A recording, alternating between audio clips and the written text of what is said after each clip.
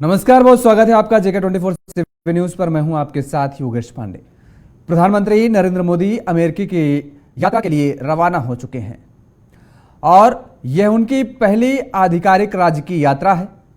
इस यात्रा के कई सियासी मायने भी हैं और इसे बेहद महत्वपूर्ण यात्रा माना जा रहा है। पीएम ने यात्रा की शुरुआत से पहले एक ट्वीट कर लिखा कि अमेरिका के साथ गहरे संबंध स्थापित करने के लिए यह एक बेहतर मौका है। प्रधानमंत्री नरेंद्र मोदी के इस दौरे के मायने क्या हैं, इस रिपोर्ट के जरिए समझिए।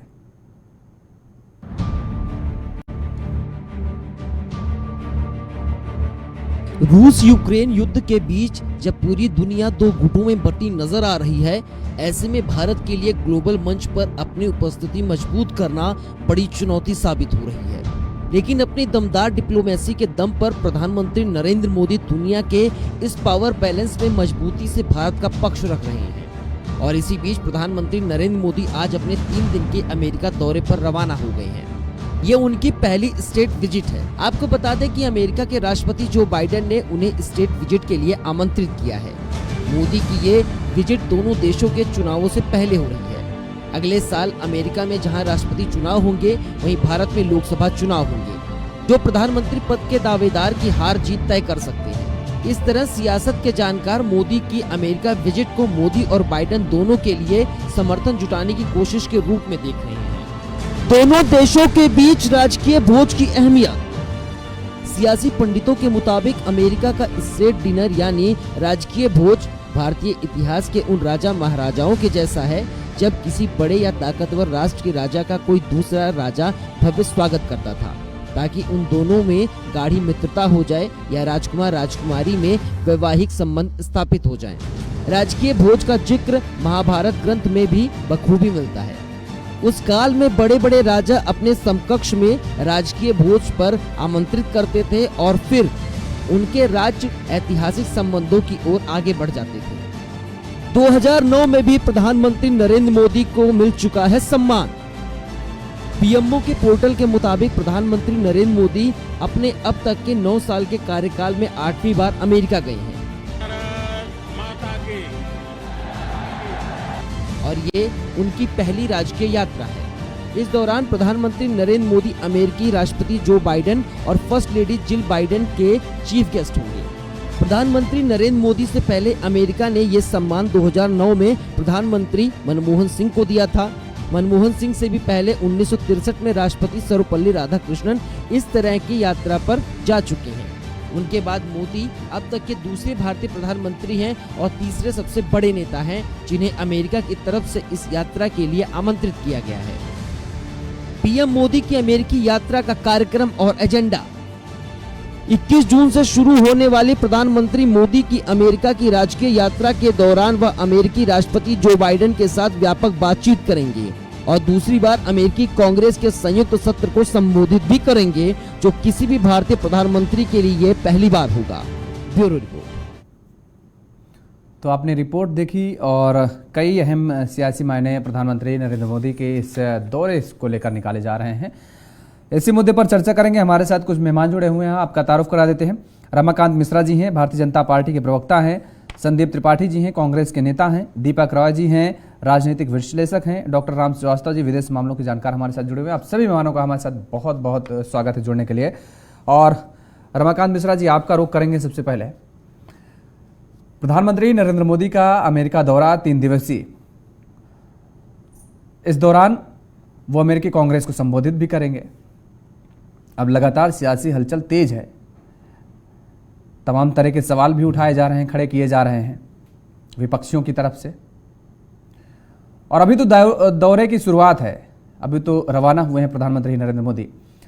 बात यह भी सच है कि प्रधानमंत्री नरेंद्र मोदी से पहले भी कई ऐसे पीएम हैं जो दौरा कर चुके हैं अमेरिकी और अमेरिकी कांग्रेस को संबोधित भी कर चुके हैं। यह सच है कि पीएम मोदी दूसरी बार संबोधित करेंगे, लेकिन अंतर्राष्ट्रीय लेवल पर अगर लोकप्रियता के पैमाने को हम देखें तो लोकप्रियता के पैमाने पर ही अंतर्राष्ट्रीय मंचों पर कई दफा कई टिप्पणियां भी देखने को मिली हैं पीएम मोदी को लेकर।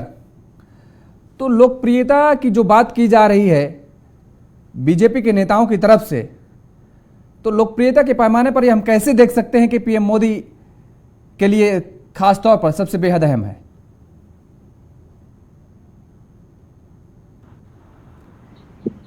रमाकांत जी, आपकी शायद आवाज म्यूट है, आप उसको अनम्यूट कर लीजिए। जी अब आ रही है, आप बोलिए आप। हाँ, मैं कह रहा था जी, ऐसा है कि इससे पहले भी ये जो प्रधानमंत्री मनमोहन सिंह जी भी गए हुए थे, निश्चित तौर पर इस तरह के विजिट होते रहते हैं। लेकिन आप एक चीज जरूर समझ लीजिए, देखिए आज 2023 के अंदर में जब भारत अपनी 5वीं अर्थव्यवस्था के पैदान पर खड़ा हुआ है, तो आप देखेंगे इसके बहुत सारे मायने हैं। इसमें बात यही नहीं कि डीनर है, डीनर से लेकर के डील तक की व्यवस्था है। और निश्चित तौर पर भारत एक जिस तरह से अपने आप को वैश्विक मंच पर अपने आप को प्रतिष्ठापित किया है, ये कोई किसी से छुपा हुआ चीज है नहीं।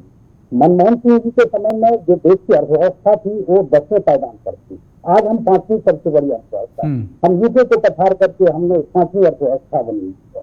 निश्चित तौर पर भारत का एक अलग ही परिप्रेक्ष्य है।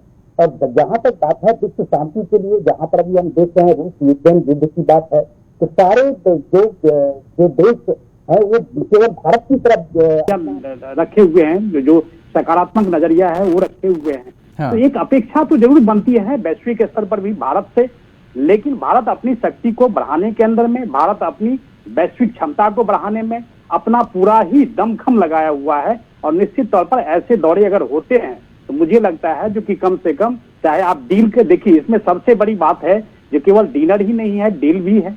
आप देखेंगे जो कि मुझे जो लग रहा है, जो M777 लाइट हॉवित्जर तोप का भी है, इसमें स्ट्राइकर बख्तरबंद जो गाड़ियां हैं उसके प्रोडक्शन पर भी बात होगी, प्रीडेटर ड्रोन के ऊपर में भी बात होगी, INS विक्रांत के ऊपर में जो F-18 फाइटर जेट है उसके ऊपर में भी बात होगी। ये सारी बातें हैं जो मुझे लगता है जो कि इस दौरे के अंदर में ये सारी बातें आएगी।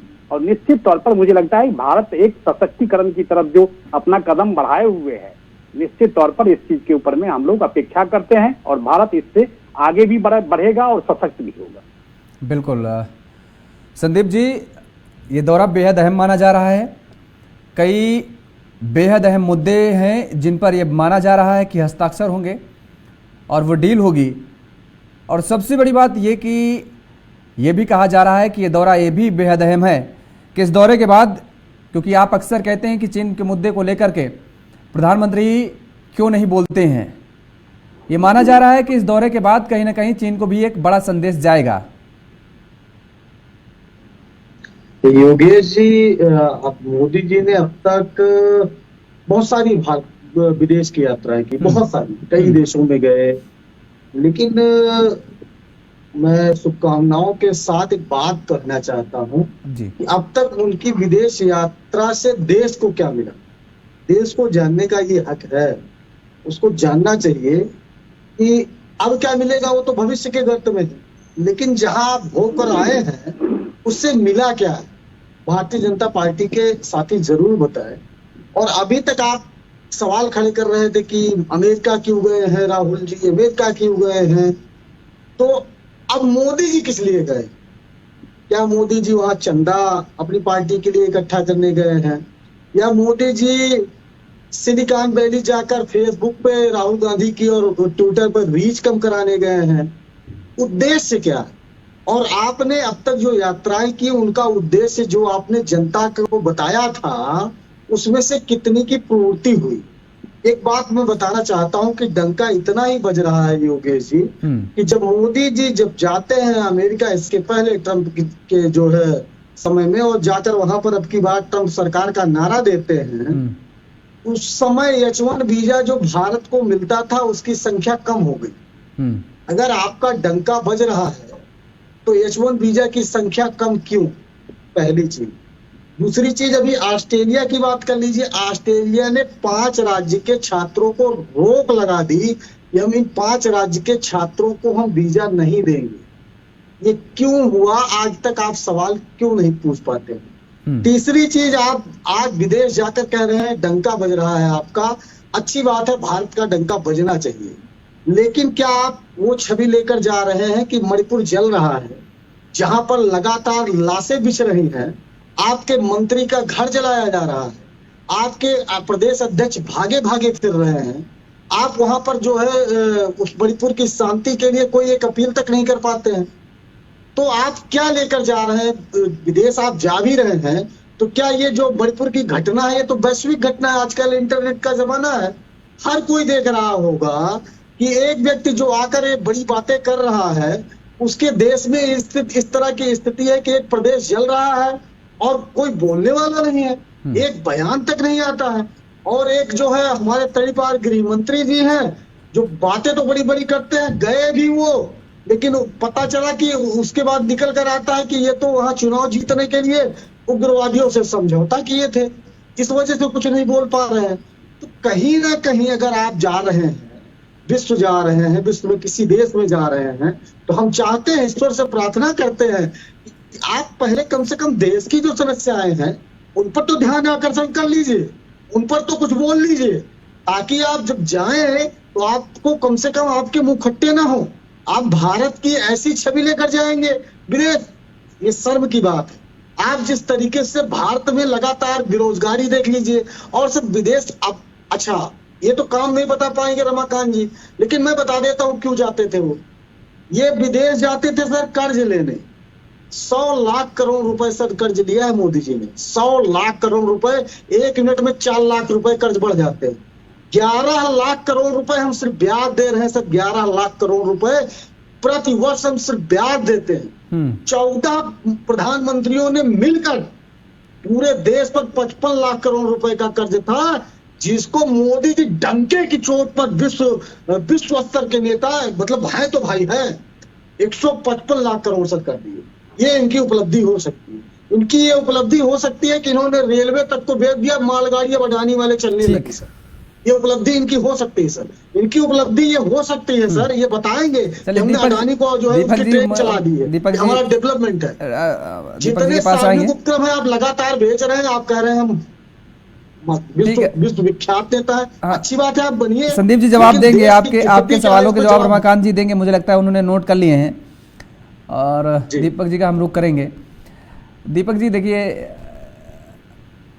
संदीप जी ने तो घर के अंदर क्या कुछ है वो सब बता दिया। दौरे को लेकर के वो कह रहे हैं कि जब हमारे घर की स्थिति ठीक नहीं तो दौरा कैसा मुनासिब माना जाए। उन्होंने एक बात और कही कि राहुल गांधी के दौरे पर सवाल बीजेपी उठा रही है, पीएम मोदी क्या करने जा रहे हैं। तो संदीप जी यहाँ पर एक सवाल ये उठता है, देखिए राहुल गांधी जी कुछ नहीं है प्रेजेंट टाइम में कांग्रेस के नेता के अलावा, और प्रधानमंत्री देश के प्रधानमंत्री हैं नरेंद्र मोदी। तो अंतर्राष्ट्रीय लेवल पर हमारे रिश्ते कैसे होंगे, कैसे करने हैं और उनको बेहतर और मजबूत कैसे किया जा सकता है, इन तमाम तरीके की बातें होती हैं, कूटनीति से लेकर राजनीति तक सभी चीज़ें। तो मुझे नहीं लगता है कि इस पर सवाल उठाना आपका लाजमी होगा मोदी के दौरे को लेकर। अगर 10 सेकंड जी आप बोलिए। हाँ ठीक है, उसके बाद आपने ये कहा कि राहुल जी कुछ नहीं है और मोदी जी प्रधानमंत्री, बिल्कुल बेशक प्रधानमंत्री है। हाँ। हमने 2 चीजें कही कि अब तक मोदी जी ने प्रधानमंत्री के तौर पर बहुत सारे देशों की यात्राएं की, उससे देश को क्या मिला आपको? उसका जवाब रमाकांत जी देंगे। जी तो उसी तरीके से आप आम आदमी की तरीके से जाते हैं सिर्फ जो है, और विदेशों में हाय हल्लो, और जो है देश में आकर। और एक बात और महत्वपूर्ण बात सब मैं बोल देता हूँ, मोदी जी या उनकी पार्टी को जितने सर्टिफिकेट लेने होते हैं सर, कि फला विश्व के नेता ने ये बोला, वहां से हमको ये रैंकिंग मिली है, लेकिन जब हिडन वर्ग आएगा तो सर उसको नहीं मानेंगे, फिर कहेंगे नहीं। मैंने पहले ही वही सवाल, इसीलिए आपसे सवाल उठाने से पहले ही वो सवाल मैंने रमाकांत जी से पूछा है कि अंतरराष्ट्रीय मंचों पर कई दफा टिप्पणियां भी होती हैं, तो इसलिए मैंने वो पूछा कि केवल लोकप्रियता ही क्यों मोदी के नाम, वो हमने वो पूछ लिया था उनसे। दीपक जी फिलहाल आप पीएम मोदी के दौरे को किस तरीके से देखते हैं? योगेश जी, अभी दोनों पार्टियों को मैंने सुना। देखिए बीजेपी की जो नेताजी पवता जी, उन्होंने मोदी जी को अपना जो नजरिया, जो वहाँ पर मेरे ख्याल तक नजरिया जो है उन्होंने अपनी पार्टी की दृष्टि से देखा और कांग्रेस पार्टी ने अपनी दृष्टि से देखा। हाँ। तो कहीं के हमें जो देखिए मोदी जी एक प्रधानमंत्री भी वो हम भूल जाते हैं, हमारी राजनीतिक पार्टियां भूल जाती हैं। तो हमें एक प्राइम मिनिस्टर के उसमें देखना चाहिए, एक स्टेट विजिट है। ये पहली बार पहली बार जो है मोदी जी स्टेट विजिट पे गए। इससे पहले आपने सही आपकी उसमें डॉक्यूमेंट्री में दिखाया गया कि पहले 2 नेता जो थे, राधाकृष्णन जी और मनमोहन जी, वो स्टेट विजिट पे। तो ये अपने से नहीं है, अमेरिका की एक स्टेट विजिट जाता है प्राइम मिनिस्टर कोई, तो तो काफी एक महत्वपूर्ण एक अहम पड़ाव माना जाता है। दूसरी तरफ देखिए, आज जो जियोपॉलिटिकल जो सिनेरियो है पूरे वर्ल्ड का, उसमें भारत की भूमिका बहुत बड़ी है। आप पूरे एशिया में देखिए, जहाँ पूरे जितने कंट्रीज हैं, वहाँ जितने नेबर्स है, बहुत कमजोर चुके हैं। चाइना की इमेज जो है, आप देखिए कोविड-19 के बाद चाइना की इमेज बहुत नेगेटिव हो चुकी है। तो शायद इस पूरे जियोपॉलिटिकल सिनेरियो में भारत एक जो है एक ऐसी शक्ति के रूप में उभरा है, तो पूरे वर्ल्ड इसको देख रहा है। आप कोई भी काम पूरे कंट्रीज में, वर्ल्ड की कोई भी ऐसी कंट्री नहीं है जो कोई भी सर्विस जो है एक मानव कल्याण के लिए फ्री में दी है, वो इंडिया ने दिया कोविड वैक्सीन बना। तो ये कहीं न कहीं जो रोल है इंडिया का बहुत बढ़ता जा रहा है। तो इस परिप्रेक्ष्य में आप देखिए तो मोदी जी का ये दौरा जो है बहुत ही महत्वपूर्ण माना जा रहा है। और दूसरी तरफ देखिए, सबसे बड़ी चीज, दौरा कोई भी हो, एक कमर्शियल जो एस्पेक्ट होता है वो हमेशा रहेगा, वैश्विक जो एस्पेक्ट हमेशा रहेगा। जो ट्रीटीज होनी है, चाहे आप कह लीजिए जेट फाइटर की हो, चाहे आप और सोलर उसमें हो, कई चीजें हैं। और सर रिजल्ट आया है, देखिए अभी जो संदीप पाटिल जी बोल रहे थे कोई रिजल्ट नहीं आया, ऐसी बात नहीं है। आज एप्पल की फैक्ट्री लगी है तो उसी का रिजल्ट है, और भी जो फॉरेन इन्वेस्टमेंट हुए तो उसका रिजल्ट है। आप देखिए ना, अगर आप भारत को आप हटा दीजिए तो 2 साल कोरोना के बाद पूरे वर्ल्ड की जो इकोनॉमी बैठ गई, क्यों बैठ गई? क्योंकि सबसे बड़ी मार्केट जो है इंडिया की। दूसरी तरफ हिंडनबर्ग की बात की, हिंडनबर्ग खुद बैठ गया। अमेरिका की सवाल है कि जब अपने यहाँ की इंडस्ट्री की आप कमेंट नहीं कर सकते तो इंडिया के कमेंट करने में कितनी आपकी क्रेडिबिलिटी है? हिंडनबर्ग की क्या क्रेडिबिलिटी है? पूरे वर्ल्ड के जितने अमेरिका के जितने बैंक थे सब बैठ गए, आप उनकी स्टडी नहीं कर रहा है, आप दूसरे देश की कंट्री पे कमेंट कर रहे हैं, तो आप क्रेडिबिलिटी खत्म हो जाती है। तो हिंडनबर्ग की तो बात ही नहीं चाहिए इंडिया में। हिंडनबर्ग की रिपोर्ट ने क्या इंडिया का बिगाड़ दिया, आप मुझे बताइए, या अडानी का बिगाड़ दिया? तो सबसे बड़ी चीज इस यात्रा को एक सकारात्मक उसमें देखा जाना चाहिए, और तो हमेशा अच्छा हुआ, क्योंकि देखिए आज जो मोदी जी की क्रेडिबिलिटी है, चाहे भारत की क्रेडिबिलिटी है, भारत एक रिप्रेजेंट कर रहा है, मोदी जी एक रिप्रेजेंटेटिव भारत की। तो आप कहीं आप मोदी जी को क्रिटिसाइज करके भारत की क्रेडिबिलिटी को कम करने की कोशिश मत कीजिए। ये मत कीजिए, पूछते रहिए कि भारत बहुत बड़ा देश है, तो मोदी जी उसके चेहरे हैं, तो मोदी जी का जो चेहरा है आज बहुत महत्वपूर्ण है, ये भी मानना चाहिए। पार्टी के नेता हो सकते हैं, लेकिन कहीं के बाहर के प्राइम मिनिस्टर भी हैं, ये हमें याद रखना चाहिए। ठीक बात आप कह रहे हैं, और ये दौरा प्रधानमंत्री के लेवल पर देखना चाहिए, केवल नरेंद्र मोदी को लेकर के नहीं। वो देश के प्रधानमंत्री हैं और देश का प्रतिनिधित्व वहाँ पर करेंगे, तो ये दौरा होगा। राम श्रीवास्तव सर, पीएम मोदी के दौरे को लेकर आपका नजरिया क्या कुछ कहता है, और अमेरिका भारत के इस दौरे के बाद क्या कुछ प्रभाव पड़ेगा अन्य पड़ोसी देशों को लेकर? उनको क्या मैसेज जाएगा, क्या संदेश जाएगा? एक पहली चीज तो ये है कि मुझे बड़ा दुख होता है कि इतने महत्वपूर्ण मुद्दे पर हम जो है अक्सर बहुत ही घटिया किस्म की राजनीतिक स्वार्थ पूर्ति के लिए ऐसी वार्ताएं करते हैं जिनका कोई औचित्य नहीं है। देखिएगा, ये एक बड़ी ऐतिहासिक सत्य है कि अक्टूबर 1949 में पहली मर्तबा जब पंडित जवाहरलाल नेहरू अमेरिका गए थे, तब हमारे देश की हालत क्या थी? एक आवाज थी, रोटी, कपड़ा और मकान। खाने के लिए लोगों के पास कुछ नहीं था। उस समय PL 140 के तहत हमको मैक्सिकन गेहूं खाने को मिलता था जो वहां जानवर खाते। और आज जब मोदी जी गए हैं वहां पर, तो हम कंधे से कंधा मिलाकर, आंखों में आंखें डालकर बात कर रहे हैं। देश के परिप्रेक्ष्य में अगर देखा जाए तो कुछ राजनीतिक दलों की ये जो एक उनकी क्वेरी है कि वो इतनी बार गए, उन्होंने आकर क्या किया? अरे भाई, वो ये भूल जाते हैं। कुछ नेता ऐसे भी है जो हर हफ्ते जो है विदेश जाया करते हैं गुपचुप रास्तों पर, और वो लेकर के आते हैं। तो ये तो एक इतनी छीछा लेदर की बातें हैं जो कि इनको मैं अपनी भाषा में कहूँ तो बहुत ही घटिया स्तर की हैं। राजनीति में अगर किसी को देखना है कि राजनीतिक पार्टियों का स्तर क्या होता है, तो हमसे बाद में स्वतंत्र हुए 1965 के सिंगापुर का जरा जाकर देखिएगा।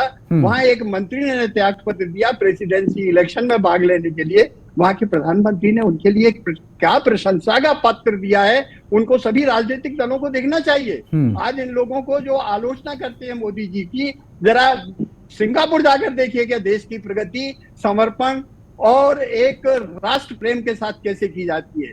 मोदी जी जो अभी गए हैं, जियोपॉलिटिकल स्थिति से अगर नापा जाए, जैसा कि भाई दीपक जी ने कहा है, मैं पूरी तरह से उनसे सहमत हूं कि आज मोदी जी का वहां पहुंचना इसलिए बहुत महत्वपूर्ण है क्योंकि एक अभी आपने समाचार सुना होगा कि 43 चीनी कंपनियों को अमेरिका ने बैन कर दिया है। और अब वो सब चीजें अब हिंदुस्तान में बनेंगी। ये बहुत बड़ी चीज है, अपन इसका मतलब आज समझ नहीं पा रहे हैं। अभी हमारी राजनीतिक पार्टियों के प्रवक्ता लोग अक्सर उनकी निगाह बड़ी छोटी सी रहती है, वो दूरगामी परिवार बातें सोचते ही नहीं है। आज जो हमारे यहाँ देश में राजनीति चल रही है विभिन्न क्षेत्रों में, उसमें मुझे ऐसा लगता है जैसे कुएं के मेढक से अगर पूछा जाए दुनिया में क्या हो रहा है तो उसको सिर्फ कुएं में ही दिखता है।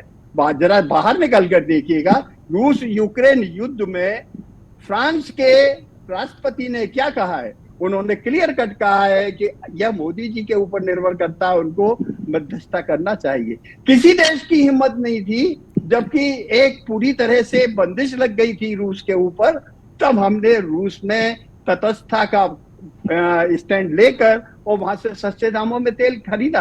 तो कूटनीति का पहला सिद्धांत ये है कि हमारे देश हित कहाँ सुरक्षित हैं, और ये बात मोदी जी बहुत अच्छी तरह जानते हैं। तो यही एक कारण है कि आज जब अमेरिका में वो गए हैं तो कुछ लेने नहीं गए हैं, बल्कि अमेरिका को समकक्षता का प्रभाव बताकर कूटनीतिक स्तर पर हम उनसे सहयोग करने गए हैं। जियो पॉलिटिक्स के हिसाब से आज अगर जो संतुलन हो रहा है, एक जमाना था शीत युद्ध था, आज जो कुछ खतरा नजर आ रहा है कहीं नाभिकीय युद्ध ना हो जाए, इससे बचाने के लिए आज जो संतुलन बनाए रखना है, उसके लिए मोदी जी की यात्रा बहुत महत्वपूर्ण है। और हमारे देश की रक्षा के लिए जैसे हमारे तेजस विमान बन रहे हैं, आज हमको उनके आधुनिक तकनीक के उनके इंजन की जरूरत है, हम उनसे एमओयू करके बुलाएंगे। आज हमारे यहाँ वियतनाम के जो रक्षा मंत्री आए, हम उनको हथियार बेच रहे हैं, आत्मनिर्भर बन रहे हैं। क्यों कि जब तक संघीय शक्ति जब तक नहीं होती हमारे पास सर्वाइवल ऑफ फिटेस्ट करने के लिए, अगर आज हमारे देश के पास हाथ मजबूत है, ताकत मजबूत है, फौज मजबूत है, तो हमारी सीमाएं सुरक्षित हैं। न चीन की हिम्मत है, न पाकिस्तान की हिम्मत है। लेकिन हमको आंतरिक कलह जो हो रही है, कुर्सी की चाहत के पीछे लोग उल जलूल बातें करते हैं, उससे मुझे बड़ा दुख होता है, पीड़ा होती है। ऊपर उठकर ये सोचना चाहिए। चलिए संदीप जी, आपका भी सवाल ले ले रहे हैं, ठीक है ले ले रहे हैं, लेकिन हालांकि उसका जवाब मुझे लगता है कि अब रमाकांत जी को देना चाहिए। रमाकांत जी आपके पास है, एक छोटा सा कमेंट ले लेते हैं संदीप जी से ही। संदीप जी, मुझे लगता है कि देखिए आपका यहाँ पर जवाब दिया राम श्रीवास्तव सर ने, वो ये कह रहे हैं रूस यूक्रेन का उन्होंने जिक्र किया, चाइना का जिक्र किया। रूस यूक्रेन युद्ध को लेकर के जिस तरीके से वो ये बात कह रहे हैं, इससे तो यही साबित होता है कि अब जो छोटे देश हैं वो भी ये चाह रहे हैं कि भारत हमारी आवाज बने। चाइना को लेकर के उन्होंने कहा कि जिस तरीके से अमेरिका में उनके कई कंपनियां बैन हो गई हैं, अब भविष्य को अगर हम देखें तो वो कंपनियां भारत में स्थापित हो सकती हैं। तो भविष्य को हमें देखते हुए इस दौरे को लेना चाहिए। पहली बात तो योगेश जी, मैं एक बात रूस और यूक्रेन के संबंध में बता दूं। हाँ। आप अभी श्रीवास्तव जी को विदेशी मामलों का जानकार लिखा है, लेकिन उनको ये नहीं पता है कि रसिया से हम आज बहुत कम दाम में तेल खरीद रहे हैं, जिसको अमेरिका मना कर रहा है। और फ्रांस और देश जो ये चाहते हैं कि हम रूस की मुखालफत करें, वो चाहते हैं हम चेहरा बने। यही तो कूटनीति होती है। और होती क्या है, और आप अगर उस जो है लफड़े में फंसने जा रहे हैं या जो उनका चेहरा बनने जा रहे हैं, तो मैं तो ये कहूंगा कि ये देश के साथ आप सरासर अन्याय कर रहे हैं। वो रसिया जब आप पूरे विश्व ने आपके साथ खड़ा होने से मना कर दिया था, तब वो आपके साथ खड़ा था। पहली चीज। दूसरी चीज, अभी हमने मूलभूत सवाल पूछे कि देश को मिला क्या। आप कह रहे हैं कि कंपनियां आएंगी, जो सार्वजनिक कंपनियां हैं सर, वो लगातार बिक रही हैं। लगभग 1 करोड़ से ज्यादा 27 लाख फैक्ट्रियां तो सब पिछले वर्ष बंद हुई। 27 लाख की गवर्नमेंट का आंकड़ा है, संदीप त्रिपाठी का नहीं है। आप कह रहे हैं लगेंगी, जो लगी है उसको बचा नहीं पा रहे हो आप। और आप कह रहे हो लगेगी, हाइपोथेटिकल बात। हम लगी हो, चंदा मामा पे देखो, नीचे रोटी छीन लेंगे आप। मतलब जो है वो बच नहीं रहा है। तो सरासर मैं ये कहूंगा कि बौद्धिक हरास हो गया लोगों का। मतलब आपको जो दिख रहा है कि आपकी जो है पीएसयूज हैं, हाँ। जो आपके सार्वजनिक उपक्रम लगे हुए थे वो बिक रहे हैं। देश की जो प्राइवेट कंपनियां हैं वो लगातार बंद हो रही हैं। आपका उत्पादन लगातार गिर रहा है। आपने मेक इन इंडिया की बात करते हुए आप ही के पास आएंगे, रमाकांत जी आप ही के पास आएंगे, आप ही को जवाब देना है। और एक बात सर, मैं यात्राओं का जिक्र हो रहा है तो मैं शुरुआत कर रहा हूँ। थोड़ा 1 मिनट का टाइम चाहिए योगेश जी। चलिए ठीक है, उसके बाद रमाकांत जी के पास आते प्रधानमंत्री हैं। 2014 भूटान यात्रा, प्रधानमंत्री ब्रिक्स सम्मेलन ब्राजील यात्रा, प्रधानमंत्री नेपाल यात्रा 2014, प्रधानमंत्री जापान यात्रा, प्रधानमंत्री संयुक्त राज्य अमेरिका यात्रा, प्रधानमंत्री म्यांमार ऑस्ट्रेलिया फिजी यात्रा, प्रधानमंत्री की नेपाल यात्रा, प्रधानमंत्री सेशल मालदीव श्रीलंका यात्रा, प्रधानमंत्री सिंगापुर यात्रा, प्रधानमंत्री फ्रांस जर्मनी कनाडा यात्रा। उसके बाद सर प्रधानमंत्री बेल्जियम संयुक्त राज्य अमेरिका और सऊदी अरब की यात्रा, प्रधानमंत्री की रूस की यात्रा, प्रधानमंत्री फ्रांस की यात्रा। ठीक है, वो सारी लिस्ट है आपके पास जो यात्राएं की है पीएम मोदी ने, जो विदेशों की यात्रा की, वो सारी लिस्ट आप। इतने पैसा देश का लुटा के हम अभी अगर वो शब्द यूज कर ले तो ये फिर होगा कि देश के प्रधानमंत्री का अपमान हो रहा है। मतलब क्या करने जाते हैं हमारे, चलिए क्या करने जाते हैं वो रमाकांत जी बताएंगे। हमारे योगेश जी देखिए, अयासी करने गए थे क्या? योगेश जी देखिए ऐसा है, ये देखिए, ये संदीप त्रिपाठी जी हमारे मित्र हैं, बहुत बार हम लोग बैठते हैं डिबेट में, लेकिन तर्कविहीन बात करते हैं। अभी जिस तरह से हम लोग जियो पॉलिटिक्स की बात करते हैं और अमेरिका दौरे की बात कर रहे हैं, मुझे लगता है तर्कविहीन बात है और इनको मुझे लगता है थोड़ा सा ज्ञानवर्धन करके आना चाहिए।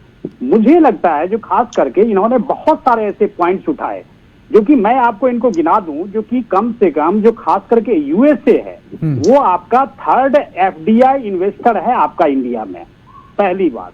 दूसरी बात, ये कर्ज की बात कर रहे हैं तो ये मैं कहना चाहता हूं जो कि हमने कभी कोई सोना गिरवी नहीं रखा, इनके समय में सोना गिरवी रखा गया था। मणिपुर हिंसा की बात कर रहे हैं, इन्होंने कहा था जो कि उग्रवादियों के साथ आपने जो है चुनाव जीतने के लिए आपने गठबंधन किया था। मैं कहना चाहता हूं जो कि वहां पर ऐसे आदेश भी गए और गृह मंत्री जी ने खुद वहां का दौरा करके वहां पर उन्होंने कमेटी बनाई है और कमेटी बना करके जिस तरह से देखिए वहां पर कुछ गलतफहमियां हो गई है और निश्चित तौर पर मुझे लगता है जो कि कुछ एक दिनों में ये सारी चीजें हल हो जाएगी। तीसरी चीज इन्होंने कहा जो कि चंदा, मैंने आपको बताया जो कि किस तरह से इन्होंने एक शब्द क्यों नहीं बोला?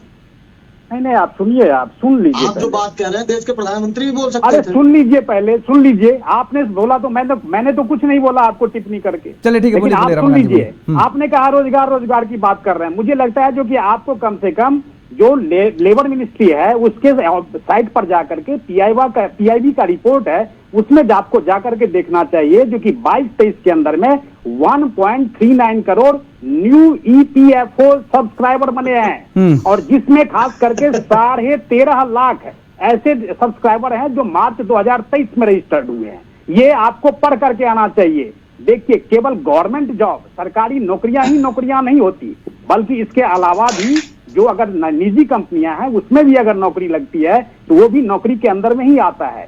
रोजगार, आपने कहा रोजगार, आप जब बात करने की सदन में बात करने की बात आती है तो आप जाकर के अमेरिका में बैठ जाते हैं छुट्टी मनाने के लिए। अब वहां पर जाकर के कहते हैं लोकतंत्र बचाने के लिए बात कर रहे हैं। छुट्टी मनाने गए हैं क्या?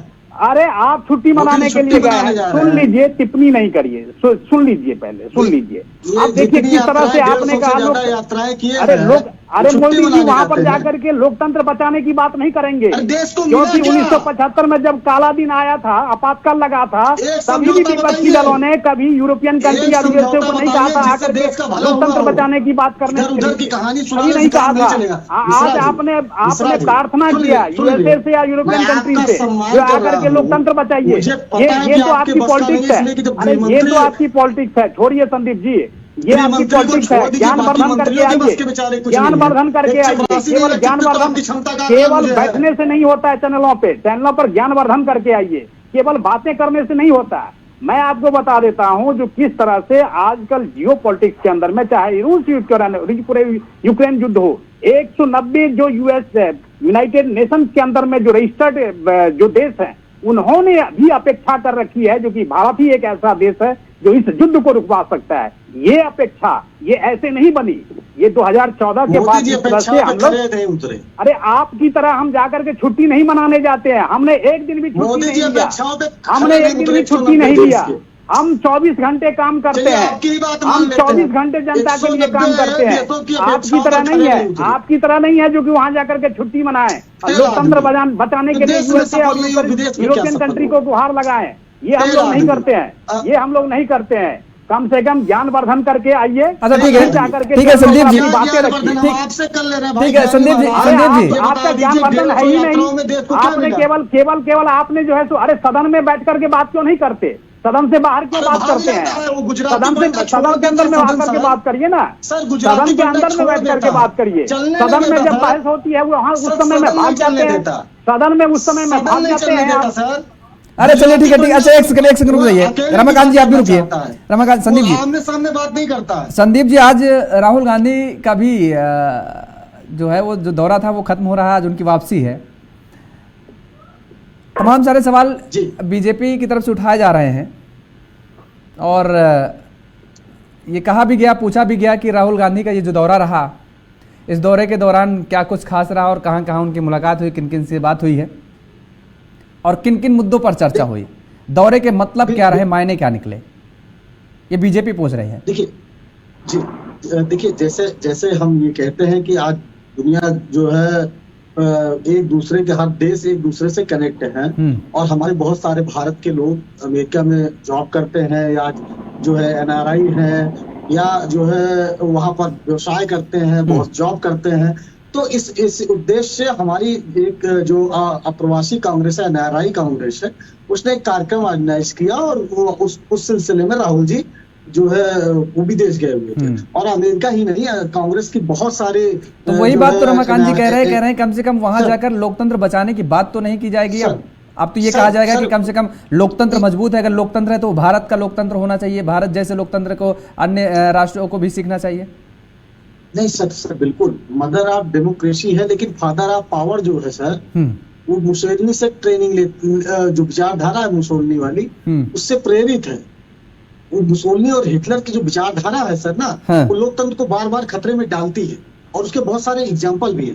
अभी रमाकांत मिश्रा जी कह रहे हैं पढ़े लिखे, सर पढ़े लिखे तो हमारे यहाँ इतना, हमारे यहाँ कहावत, हम लोग कांग्रेस में जो बैठते हैं उधर नहीं जाएंगे, पढ़े लिखे पे नहीं जाएंगे संदीप जी, पढ़े लिखे पे नहीं जाएंगे, ठीक है। नहीं सर ने कहा तो हम पढ़े लिखे की थोड़ी बात कर लेते हैं सर। हमारे यहाँ सर कहा जाता है कि कांग्रेस का जो पट्टा है ना सर, पट्टा, कांग्रेस का पट्टा अगर कुत्ते में डाल दीजिए, कुत्ते में, तो भाजपा के सांसद से ज्यादा क्षमता भाजपा के अंदर नहीं ये हम समझ रहे थे कि ऐसे टिप्पणी करेंगे। नहीं वहां नहीं जाएंगे संदीप जी, संदीप जी मोल सवाल पे आते हैं। सवाल ये है, लेकिन सवाल ये है कि आप हमेशा से आप विरोध करते रहे, चाहे हम ओबामा और PM मोदी के संबंधों का जिक्र करें, ज्ञानवर्धन करके आइए। रमाकांत जी एक सेकंड, रमाकांत जी आ रहे हैं भाई संदीप जी, देखिए सवाल लीजिए, पहले सवाल ले लीजिए। बिल्कुल सर, आप देखिए विरोध हमेशा करते रहे हैं, चाहे ओबामा और PM मोदी के संबंध को लेकर के रहा हो, चाहे फिर ट्रंप के संबंध को लेकर के रहा हो, और अब बाइडेन साहब के, ट्रंप को लेकर के भी आपने कितना मजाक उड़ाया, नमस्ते ट्रंप करके। लेकिन समस्या ये यहाँ पर देखने वाली बात आ रही है, आप किसी भी नेता के साथ जब आप जोड़ते हैं PM मोदी को, वहां पर संबंध तो सब एक जैसे होते हैं, वो चाहे हम ओबामा का जिक्र करें, फिर ट्रंप का जिक्र करें, बाइडेन का जिक्र करें, वहां पर संबंध तो बिगड़ते नहीं। तो इसका मतलब अंतरराष्ट्रीय लेवल पर एक छाप तो है PM मोदी की, तभी सभी लोग ये चाहते हैं कि उनसे संबंध PM मोदी के अच्छे रहें और वो चाहते हैं कि हमारा दोस्ताना कायम रहे। बिल्कुल, हम जो भी बात छूट गई सर, जो मैं कहना चाहता था कि आज भारत जो है विश्व की दूसरे नंबर की आबादी है, विश्व का जो है सबसे बड़ा उपभोक्ता देश है सर। तो हर एक देश चाहता है कि हमारे देश से संबंध हो, कोई भी प्रधानमंत्री रहा हो, वो हरदम रही है ताकि हमारे सामान बिके, हमारे जो है प्रोडक्ट वहां पर बिके। ये एक अलग विषय हो गया। और दूसरी बात, अभी थोड़ी शक्ति की बात हो रही थी, बात हुई कि हमको गेहूं मिला सड़ा वाला, मैक्सिको का जो सुअर वहां खाते थे, तो सुअर की ही बात पर मैंने कुत्ते का जिक्र किया सर, इसलिए कि मैं बातों को नोट रखता हूँ दिमाग में। तो जानवर की तुलना जानवर से इसलिए मैंने कर दी थी। तो अच्छा, जानवर फिर तो यही है ना सर, छोड़ते नहीं है सर, आदत है। तो बात सर मैं कहना सिर्फ ये चाह रहा हूँ कि अगर आप मोदी जी आते हैं और आप नेहरू जी से कंपैरिजन करते हैं, जैसे अभी हमारे श्रीवास्तव जी ने कहा कि उस समय हम बहुत गरीब थे, 264 रुपए प्रति व्यक्ति आय हमारी हुआ करती थी, और हमारी जो है GDP की तो बात ही छोड़िए, मतलब 90% भुखमरी हमारे यहाँ थी। ऐसे देश में जवाहरलाल नेहरू जी एम्स बनाते हैं, वो IIT बनाते हैं, ये बड़े बड़े बांध बनाते हैं, नवरत्न कंपनियों की स्थापना करते हैं, बड़ी बड़ी नहरें बनती हैं, इतना रेलवे का विस्तार होता है, इतने एयरपोर्ट बनते हैं, एयर इंडिया की स्थापना होती है, EHL बनता है, इसरो बनता है, जो है DRDO बनता है। ये सब नेहरू जी के समय से लगातार कांग्रेस के लोग करते चले। ठीक।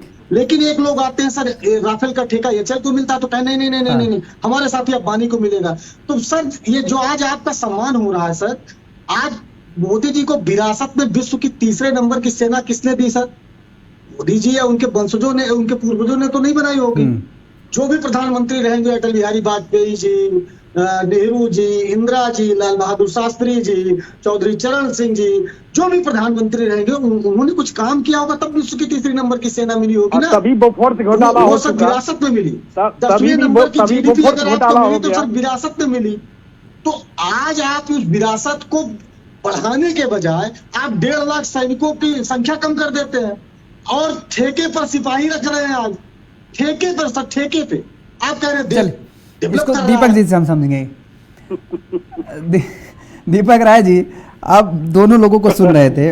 अब देखिए कांग्रेस बिल्कुल मानने के लिए तैयार नहीं है कि किसी भी सूरत में, संदीप जी नहीं मानने के लिए तैयार हैं कि प्रधानमंत्री नरेंद्र मोदी का डंका बज रहा है। वो कह रहे हैं डंका बज रहा है, लेकिन तमाम सारे सवाल हैं। और अब जो उनको मान सम्मान आज मिल रहा है, ये जो डंका बजता नजर आ रहा है, वो पूर्ववर्ती में जो प्रधानमंत्रियों रहे हैं उनकी कार्यशैली या उनके किए गए कामों के बाद है। अब वो कह रहे हैं कि अभी जैसे राम श्रीवास्तव सर कह रहे थे कि भविष्य को हमें देखना चाहिए, तमाम सारी कंपनियां यहाँ पर स्थापित हो सकती हैं। वो ये कह रहे हैं कि जो हमारे पास कंपनियां हैं देश में, उनको तो हम बचा नहीं पा रहे हैं, उनको हम गिरवी रखे दे रहे हैं। तो हम भविष्य पर क्या बात करें, क्या चिंतन करें, क्या मंथन करें? क्या लगता है आपको? जी योगेश जी, अभी जो त्रिपाठी जी बोल रहे थे हाँ। कि नेहरू जी ने ये किया, नेहरू जी ने, बहुत सही बात बोल रहे थे। लेकिन वो शायद भूल गए, नेहरू जी प्राइम मिनिस्टर भी थे, प्रधानमंत्री भी थे। हाँ। तो ये भी हमें ध्यान है, प्राइम मिनिस्टर का ही काम है सब करना। नेहरू जी प्राइम मिनिस्टर भी समय आता। लेकिन सबसे बड़ी चीज, सब चीजों से उठ के थोड़ा सा उठनी चाहिए राजनीतिक नेताओं को। सवाल है कि ये प्राइम मिनिस्टर वहाँ पे जा रहे हैं, शायद उसके हम प्लस माइनस की बात करते तो बहुत अच्छा होता कि उस देश से, इनके यात्रा से भारत का क्या फायदा होगा। सही बात कही त्रिपाठी जी ने, इससे भारत देश को क्या फायदा होगा, इस पे एनालिसिस होनी चाहिए। न कि आप देखिए कि नेहरू जी ने क्या किया, इंदिरा जी ने क्या किया और बीजेपी ने क्या किया।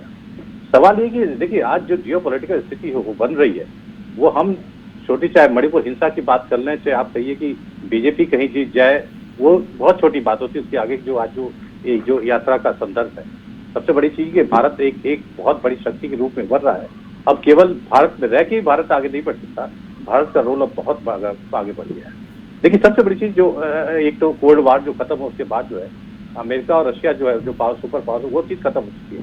एक तरह से रशिया भी बहुत कमजोर हो चुका है, अमेरिका भी कमजोर हो चुका है। आप देखिए कहीं न कहीं इस जो यात्रा का कहीं न कहीं बाइडेन को ही फायदा होने वाला है। 2024 में इलेक्शन है वहाँ पे नवंबर में, तो वो भी वहाँ भी है और यहाँ भी है। जी हाँ, दोनों। हाँ, वही मैं कह रहा हूँ, ये तो म्यूचुअल अंडरस्टैंडिंग है कि you support me, I will support you. वहाँ पे इंडियन डियास्पोरा जो है वहाँ पे अमेरिका में, वो शायद वोट बाइडेन को देगा, हो सकता है कि मोदी जी के उसमें कन्विंस हुआ के। यहाँ पे भी वही स्थिति है। तो सवाल है, ये भी एक एस्पेक्ट है। लेकिन सबसे बड़ी चीज आप देखिए, ये आप थोड़ा सा पॉजिटिव उसमें ले जाइए। जो ट्रीटीज होती है उसको हमें डायरेक्ट नहीं दिखता है, सड़क पे वो चीज नहीं दिखती कि जो ट्रीटीज है उसका फायदा क्या मिलता है। उसके लिए आपको थोड़ा सा अंदर जाना पड़ेगा, चाहे बीजेपी के प्रवक्ता हो चाहे कांग्रेस प्रवक्ता हो। जब भी आप डेटा के साथ आइए, आप देखिए कितनी फैक्ट्रियां लगी, उस पर कितना एम्प्लॉयमेंट जनरेट हुआ, कितना रेवेन्यू आया। आप जाइए तो बहुत बड़ा टॉपिक है, बहुत पॉजिटिव चीज है बन के आती है। मोदी जी ने जो आप बोले ना कि 180 बार यात्रा किया बाहर की, हर कंट्रीज का, तो बहुत फायदा मिला है। 370 पे धारा हटाई गई, किसी मुस्लिम कंट्री ने नहीं बोला। क्या पॉजिटिव एस्पेक्ट नहीं है मोदी जी के बाहर जाने का, विदेश यात्रा का? ये बहुत बड़ा पॉजिटिव एस्पेक्ट है। आप ये देखिए, तो ये चीजें आप एक मैं उदाहरण दूंगा तो कभी पॉजिटिव देखेगा। आप ये नहीं कि आपके घर में थाली में सोना आ जाता तो तभी फायदा आपको मिलने वाला है। देखिए थोड़ा सा हम अंदर जाए तो जो आपको चीजें दिखेंगी, इसका क्या पॉजिटिव, हाँ नेगेटिव इफेक्ट भी है, लेकिन पॉजिटिव इफेक्ट बहुत बड़ा है अगर हम थोड़ा जियोपॉलिटिकल रेफरेंस में है। जी ठीक है, संदीप जी कुछ कहना चाह रहे हैं? बहुत कम शब्दों में। सर अभी खाली देशों की बात हो रही है। नुपुर शर्मा ने एक विवादित टिप्पणी दी, 57 देशों ने विरोध कर दिया, आज तक भाजपा में एंट्री नहीं हो पाई है। सर आप जो कह रहे हैं फायदे की बात, अगर हमको उनसे तेल लेना है तो फायदा तो वो हमसे ले रहे हैं ना सर। हम ये कह रहे हैं कि भारत क्या फायदा ले रहा है, जिसको फायदा होगा वो हमारी सुनेगा सर। व्यापारी जो होता है वो कंज्यूमर से लड़ाई नहीं करता है सर, कस्टमर से लड़ाई नहीं करेगा। हम कस्टमर हैं। हाँ। हम ये चाहते हैं, आज जो कह रहे हैं ना कि विदेशों में हम हथियार बेच रहे हैं, किसने बनाया? हमारी सोच थी ना हमने फैक्ट्रियां लगाई, एक फैक्ट्री का नाम बता दीजिए जिसमें असलहे बनते हो, इस सरकार ने शिलान्यास किया और उद्घाटन कर दिया हो जिसमें असलहे बन रहे हो। अब बातें बड़ी बड़ी, एचएल जब जो है एचएल को राफेल का टेंडर मिला, अंबानी को जबरदस्ती दिलाया गया, तो किसने विरोध किया? कांग्रेस ने विरोध किया ना सर। एचएल हमने बनाया, खून से सींचा है सर, उसमें पूरे हमारे पूर्वजों के पैसे लगे हुए। ठीक है रमाकांत जी, रमाकांत जी 10 सेकंड में। योगेश जी, 10 सेकंड योगेश जी, हाँ। मैं यहाँ पर कहूंगा, आज देखिए मतलब देश की क्या स्थिति है। आज अगर ऑटो पार्ट्स की अगर बात करें, हम कितने पैदान पे हैं? आज मोबाइल बनाने वाली जो स्थिति है उसमें हम कितने पैदान पर हैं? आज अगर हम 75 मोबाइल असेंबलर, मैन्युफैक्चरर नहीं, सुनिए मैन्युफैक्चरर भी है। अरे सुनिए, असेंबलिंग ही नहीं है, पहले क्यों नहीं बन गए? पहले क्यों नहीं बन गए असेंबलर जी? अच्छा, उसके बाद जो है जो